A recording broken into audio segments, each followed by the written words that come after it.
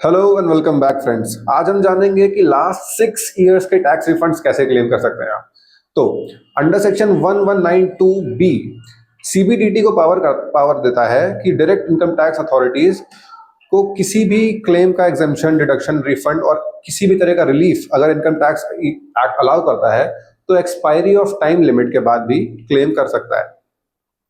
Time limit की बात करें तो दो तरीके हैं। अगर नॉर्मल रिफंड क्लेम्स है तो आपकी मैक्सिमम लिमिट है 6 इयर्स तक की after the end of assessment year.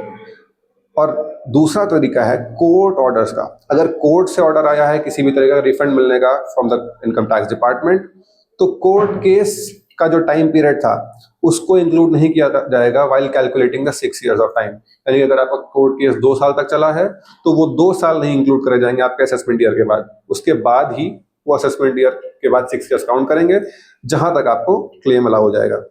अब कौन कौन रिजेक्ट और एक्सेप्ट कर सकता है आपके एप्लीकेशंस को? अगर आपकी क्लेम की मॉनिटरी लिमिट 1 लाख रुपीज की है तो principal commissioner of income tax और कमिश्नर्स ऑफ इनकम टैक्स आपको एक्सेप्ट या रिजेक्ट कर सकते हैं आपकी एप्लीकेशन को। अगर वहीं आपका अमाउंट 10 लाख रुपीज से ज्यादा या 50 लाख रुपए तक है तो principal chief commissioner of income tax और chief commissioners of income tax आपका क्लेम एक्सेप्ट या रिजेक्ट कर सकते हैं। वहीं अगर आपका अमाउंट ₹50 लाख से ज्यादा का है तो central board of direct taxes से ही आपको डायरेक्ट क्लेम अलाउ हो सकता है या फिर रिजेक्ट हो सकता है। ऐसे ही और जानकारी वाले वीडियोस के लिए हमारे साथ जुड़े रहने के लिए सब्सक्राइब करें और अब इस वीडियो को शेयर करें। Thank you very much.